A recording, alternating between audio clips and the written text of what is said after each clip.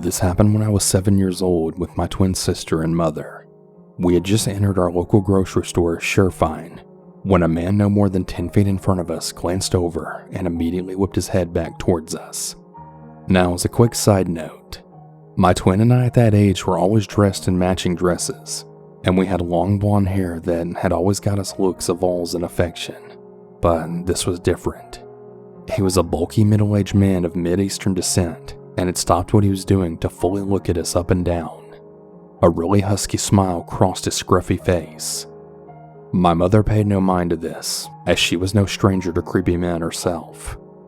I immediately grumbled to my twin Cass how creepy it was the way the man was looking at us. So as we turned left to start going through the aisles, Cass and I turned and we saw the man walking toward us with his shopping cart. When we first made eye contact, he immediately turned his attention to a table with baked goods on it, which kinda stood out to Cass and I more than if he had just kept walking normally. So my mother's obviously shopping and Cass and I just keep glancing back and we keep catching the man at the end of every aisle that we enter, just staring with no expression on his face, and even from a slight distance, he was seemingly breathing like really weirdly. I also noticed that his cart continues to remain empty, except for the baked goods that he grabbed when we had first looked back at him. We tell my mother, but she just rolls her eyes at us and tells us that he probably thinks we're following him because we keep looking at him. The man disappears as we hit the last of the aisles, and Cass and I are already on a completely different topic by now, when we're heading for the registers, having almost completely forgotten about him within minutes. We're about to make it to the register when my sister asks my mom for a candy bar, and I quickly join, to which she then angrily replies that we don't have the money for it. We're both pouting at this point, and she threatens to leave us as she begins putting things on the conveyor belt. But then Cass and I watch my mother turn to face us again, when her expression completely changes and her eyes shift behind us. It's the man. He's sweating profusely at this point, and he's literally less than like a foot behind us. Cass and I immediately take a step forward towards our mother. The man laughs awkwardly, then apologizes, saying, "Sorry, ma'am. I didn't mean to scare you girls. You're all just so beautiful. These girls, are they yours?" My mother kind of scoffs to this and then goes, "Yeah, they're mine." And he does that same awkward laugh again, then saying, "I couldn't help but notice that you don't have the money to get them what they want. How old are they, and you as well? I could help you. I have lots of money. Money's no problem for me." My mother's face then furrows in confusion and annoyance, then snapping, excuse me?" Like clockwork, he laughs again like it's some big joke, then says, "I'm serious, how much?" My mother stares at him blankly for a moment, and he continues, "How much for the girls? I'd like both of them, but if you could only part with one, I could still make that work. I'll give you the money. Just name your price, and I can give them anything they want. Any candy they want."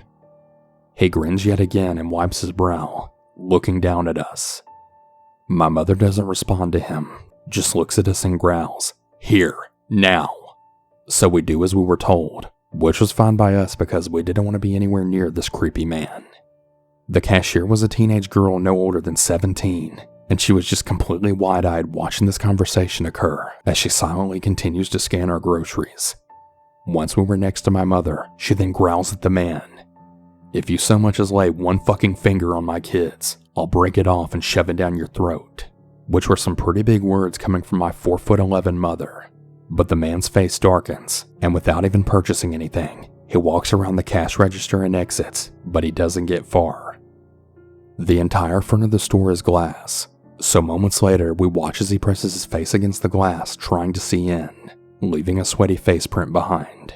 Now, at this point, the cashier's alerting her manager and asking him to call the police. My mother immediately assures them that that's not necessary, and just asks the manager to walk us out to her car. We see no sign of the man as we unload our groceries and hop into the car. My mother quickly drives us home once we sit in the car for a few minutes, scanning for any signs that he might be waiting in a car or something. We eventually made it home safely, and nothing ever came of it. I don't know what happened to the man, but I truly hope he never convinced anyone to give him their kid. That's absolutely horrific to think about.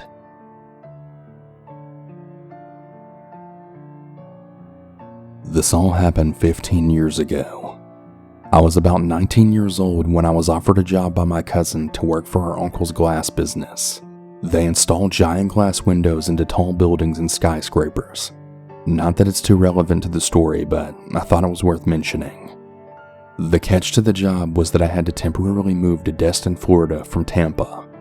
My cousin lived in Russellville, Alabama, and I really wanted to go visit the family there and leave with them together to go back down to Destin. Now, this was my first long-distance road trip, and my very first trip away from my immediate family. Back then, I was driving a green Mercury Sable, a car barely capable of getting groceries back home, but in my invincible youth, I didn't really care about that. I was just so pumped to be spreading my wings and getting out into the real world that the risks didn't really concern me. My mom and dad had tried to get me to plan and pack better, knowing the trip could have its pitfalls. But I mean, it wasn't like the trip was going to last days, and also fast food exists, so I wasn't really stressing out about that. I mean, I'm not stupid. I packed for the trip and I'm going to be staying there for a few months in Destin, but they were really adamant on me bringing food, water, emergency supplies, etc. I declined because it wasn't the 1930s, and of course there's gas stations at every exit, and I had a Razor flip phone. My way of thinking was, what could possibly happen on two busy interstates? It wasn't like I was going to some far-off country with no cell service. Anyways, fast forward to the trip. I'm a Florida boy, so I had no idea Alabama could get so cold, and I also had no idea that the heat was broken in my car. I had never really used it. At first I'm thankful because by the time I reach Alabama, I'm tired as hell, and I had made a lot more stops than I anticipated. I still had a few hours to go, and the cold air was keeping me wide awake.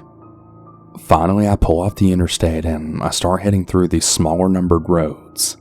The roads didn't really have conventional names like in Florida. They were just numbered, which I kind of found odd.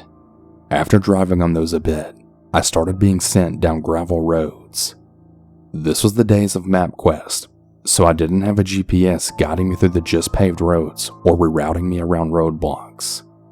I was starting to get really hungry and I thought back to my parents telling me to pack food. I really should have listened. The sketchiest thing with MapQuest was that you just printed out the directions, so you didn't really have a map to fall back on. So going out of your way to find fast food at an exit came with the potential of legitimately getting lost. So I had basically passed a few times to turn off for food because I was tired and I just didn't want to chance it. Instead, however, I was looking for something off the side of the road that I could easily pull in and then back out with no fuss. But more importantly, no risk of getting lost. My prayers were answered a little down the road when I saw a beat-up old country grocery store on my right-hand side. It didn't even have a name. It just said grocery right across the front of the white building. I pulled in because the light shining across the grocery sign was on, but found it odd that most of the lights inside were off. I'm not gonna lie, this gave me the creeps a little, but it didn't stop me from going up to the door. I was really starving and maybe this was a 24-hour place, but I wasn't sure. I saw a shadow move across the back of the long aisles as I approached the glass door and surprisingly opened it with ease. At this point, I was honestly half expecting them to be closed due to the lack of lighting inside, and I was really hoping that the owner would take pity on a tired traveler and let me grab some snacks. I then called out, "Hello? Anyone here?" No one answered. I then said something along the lines of, "I saw you when I pulled up, and I was hoping you're still open." Again, no answer. Now, this was really naive of me, but I assumed that maybe the owner was just older or something and maybe he couldn't hear me, or that maybe he was deaf, so I went further back into the store. It honestly didn't really smell that great inside there, and I had hoped that they at least had some chips or something. At least those are sealed. Suddenly a man emerged from the back. "Oh, I'm so sorry, we were just about to close. How can I help you?" he asked with a smile. He clearly made me jump out of my skin at first, but he seemed friendly enough. Not the old man I was picturing before, but actually a much younger guy, maybe in his 30s. "Yeah, I just came up from Florida. It's been a long drive." I was kinda hoping you guys had something to eat for the trip." "Oh, we have plenty. What are you looking for exactly?" he said without taking his eyes off me. The guy had a really weird unblinking stare that just really put me on edge, but what made me the most uncomfortable was his smile. He smiled big, but his eyes never moved, as in the only way you could tell he was conveying an emotion was by looking at his mouth. The rest of his face stayed the same. Most people, you could tell they're smiling even if their mouth was covered, because you smile with your whole face, but not this guy. "Yeah, I just wanted some chips, maybe a Coke. Do you have any Doritos?" "Of course," he said, walking past me. He locked the door behind me before turning and smiling. "I don't want anyone else walking in," he chuckled. Him locking the door was really creepy, but I just shrugged it off because the reasoning was pretty sound, even though it felt off. "Follow me," the guy said as he walked towards the back of the store. I was young, but I really should have been smart enough to know that the store owners generally don't give customers a tour of the store, but I had lived a pretty sheltered life. I could feel that something was off, but I didn't want to offend him by asking questions like, "What's that smell?" and other things. We get to the back of the store to where those plastic flaps hang that separate the customer side and the back end. When the man sticks his hand through, parting through the plastic, then saying, "Right this way." Now alarm bells are starting to go off in my head, especially as he starts looking around and past me like someone who's selling drugs and trying to watch out for the police. Back there?" I ask and start to back up a little. That's when I then notice chips right beside me on the aisle. The guy noticed me see the chips and then says, "Yeah, back here. We got all our good stuff in the back. You can come take your pick." By this time, I had found the source of the buzzing. Flies are flying over the meat section, and the dim light that's reflecting off the packaging lets me know that it's been sitting there a while. "I'll just take this if that's alright," I say nervously as I grab a bag off the shelf next to me and then start backing up towards the door. "Trust me, those are no good. I have way better stuff back here." He smiles again, gesturing for me to head back. I fake pat my pockets, then saying, "Oh man, I think I forgot my wallet in my car. I'll be right back." As soon as the words left my lips, I then spun around and did a light jog to the front, increasing with speed as I approached the door. I make it to the door and twist the lock a couple times until I hear the click. I push the door open and turn back to look at where the man is, but he's gone. I jumped into that car and sped the fuck out of that parking lot and didn't stop again until I reached my cousin's house. This was by far one of the eeriest and creepiest things that have ever happened to me.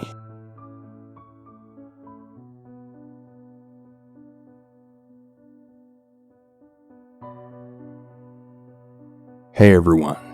Sorry for the interruption on the stories, but I wanted to thank today's sponsor, BetterHelp, for sponsoring today's episode. Is there something interfering with your happiness or is preventing you from achieving your goals? I've dealt with depression myself, so I know how it goes. BetterHelp will assess your needs and match you with your own licensed professional therapist. You can start communicating in under 48 hours. It's not a crisis line and it's not self-help. It's professional counseling done securely online.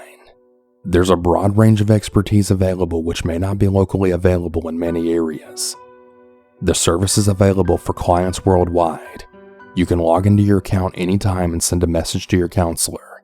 You'll get timely and thoughtful responses, plus you can schedule weekly video or phone sessions, so you won't ever have to sit in an uncomfortable waiting room as with traditional therapy. BetterHelp is committed to facilitating great therapeutic matches, so they make it easy and free to change counselors if needed. It's more affordable than traditional offline counseling, and financial aid is available. BetterHelp truly wants you to start living a happier life today. Visit their website and read their testimonials that are posted daily. Visit betterhelp.com/cannibal. That's BetterHelp, and join the over 1 million people who have taken charge of their mental health with the help of an experienced professional. This podcast is sponsored by BetterHelp, and the dinner table listeners get 10% off their first month at betterhelp.com/cannibal.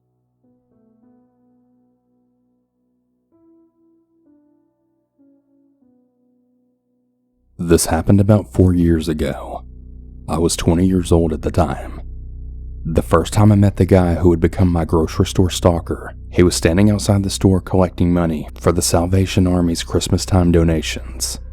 I'm a fairly friendly person, so I like to say hi to people who work at places I frequent just to be nice. This guy was a kid around my age, very tall, with a mild resemblance to Lurch from the Addams Family. Dark circles under dark eyes, short black hair, and a kind of vacant look in his eyes.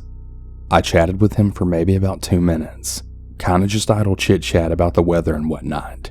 Nothing particularly memorable or interesting. I then waved goodbye and went home. Little did I know that that single moment would be the start of something that would have me genuinely afraid. About 4 or 5 months passed and I hadn't seen him again.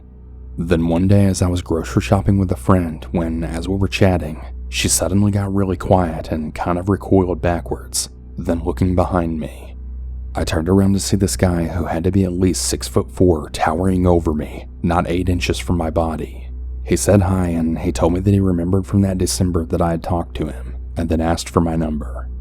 I, being young and had never really experienced this type of interaction before, told him that I didn't have my number memorized but that I would write his down and then maybe text him later. I kinda half-waved my phone at him, pointing at my at-the-time boyfriend whose picture was my wallpaper, making a point to say, "Oh look, that's my boyfriend," to the guy, hoping he would clue in. But no luck. He told me his number, which immediately upon getting I blocked, without letting him get my number. However, what really made my blood run cold was what he said to me after I put my phone away. He leaned in real close to me and in a really low voice, then told me, "Whatever I text you is for your eyes only." I start to feel genuinely uncomfortable at this point. I said back, yeah, sure. It was nice talking to you, but we gotta get back to shopping." And I grabbed my friend and dragged her off, shooting a panicked look at her and asking her why she didn't bail me out. Apparently he scared her too with him getting so close to me, and she just didn't know what to do. I also want to make it clear that I'm not exactly a small girl. I'm 5'8" and solidly built. I can certainly handle myself, and I very rarely ever feel intimidated or small in the presence of anyone, male or female. But this guy, he really made me feel tiny and scared. In the months that would follow, he would make me feel truly frightened. I had really hoped that that creepy interaction would be the last time I saw him, but unfortunately that wasn't the case. After that initial meeting with him saying that creepy thing about his text being for my eyes only, it seemed like I would run into him every single time that I got into the store. No matter what checkout lane I was in, he always seemed to appear at the end of it when I was finished shopping, and every time I was in the store, I would always notice him out of the corner of my eye watching me, no matter what area I was in. One time I even caught him following me out to my car. At that point I got scared and I finally decided to say something to the managers. After letting all the managers know what was going on, they then assured me that they would tell him not to talk to me. After that, he wouldn't speak to me, but I would continue to see him following me around the store at a distance every single time I went up there. It got so bad and I felt so terrified that I started to be afraid to go to the store at all. But I'm one of those stubborn people who refuses to be intimidated by someone to the point where I'll stop doing something. I had really hoped that maybe it was just a coincidence that he was following me. After all, it was a really big store, and maybe he just had things to do that just happened to be in the same areas I was shopping in. So I started to pay close attention to my surroundings. Once I started really paying attention, I realized that every single time I was up there, I would constantly notice him in the same areas in the store that I was in.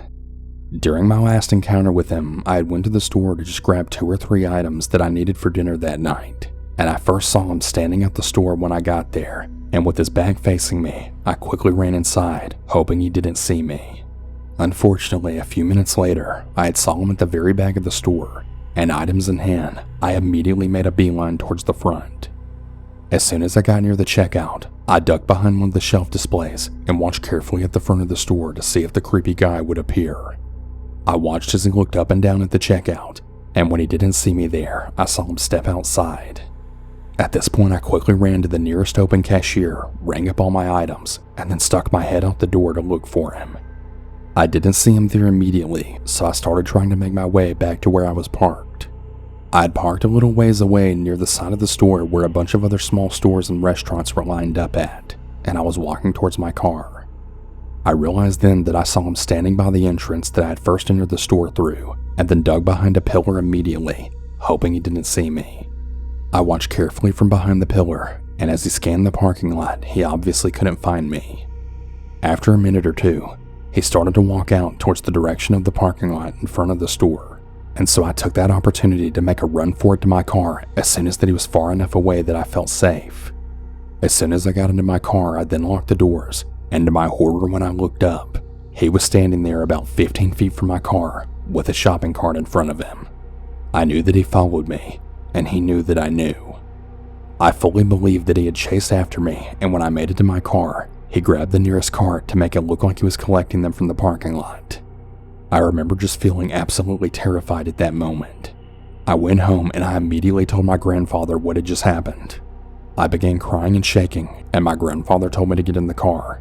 We were going to settle this. He and I drove up to the store in his car, and he walked me into the store and demanded we spoke with the managers immediately, both of them. When the managers arrived at customer service, he asked me to tell them what had been happening and demanded that they ensure he left me alone or that he would involve the police. The managers swore up and down they would take care of it. As far as I know, he wasn't fired immediately because my friend who first encountered him with me when this whole thing began told me that she would see him from time to time when she was there by herself, but that any time I went with her, she would never see him. I fully believed that he knew whenever I was there, only this time instead of stalking me, he avoided me.